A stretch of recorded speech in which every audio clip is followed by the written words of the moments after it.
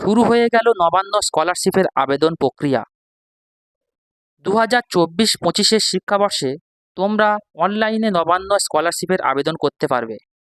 এই ভিডিওতে তোমরা দেখে নিতে পারবে নবান্ন স্কলারশিপের আবেদনের জন্য কি করতে হবে, কত টাকা পাওয়া যাবে, সমস্ত কিছু অফিসিয়াল ওয়েবসাইটের মাধ্যমে আমরা জেনে নেব। তার জন্য আপনাদেরকে ভিডিওটি সম্পূর্ণ দেখতে হবে, আর চ্যানেলে নতুন হলে চ্যানেলটিকে অবশ্যই সাবস্ক্রাইব করে রাখবে। আমাদের রাজ্যের মুখ্যমন্ত্রী মাননীয় মমতা বন্দ্যোপাধ্যায়ের হাত ধরে এই স্কলারশিপের শুভ সূচনা হয়।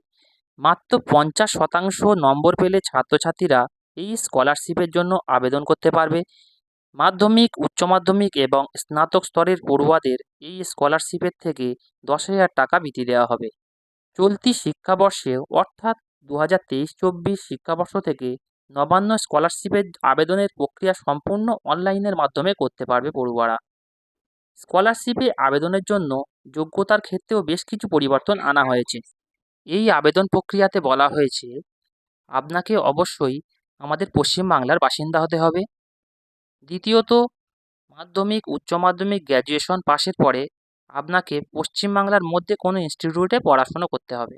যেসব ছাত্রছাত্রীদের নম্বর 60%-এর নিচে আছে, যারা স্বামী বিবেকানন্দ স্কলারশিপ আবেদন করতে পারেনি, তাদের জন্য এই নবান্ন স্কলারশিপ স্কিমটি আনা হয়েছে। এই নবান্ন স্কলারশিপ অ্যাপ্লাই করার জন্য আপনাকে অবশ্যই 50% থেকে 59% নাম্বার থাকতে হবে, তারপরে তোমরা আবেদন করতে পারবে। যেসব ছাত্রছাত্রীরা মাধ্যমিক, উচ্চ মাধ্যমিক, গ্র্যাজুয়েশন কমপ্লিট করে পোস্ট গ্র্যাজুয়েট করছো, তাদের জন্য 50 থেকে 53% নাম্বার থাকতে হবে। 53%-এর নাম্বার বেশি হলে হবে না, 50 থেকে 53-এর মধ্যে থাকতে হবে, তারপর তারা এই স্কলারশিপটি আবেদন করতে পারবে।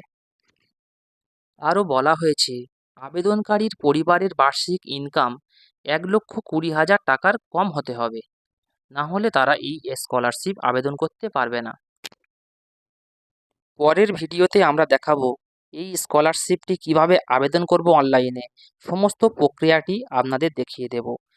পরের ভিডিও দেখার জন্য এই চ্যানেলটিকে অবশ্যই সাবস্ক্রাইব করে রাখবেন, পাশে থাকবেন। ধন্যবাদ।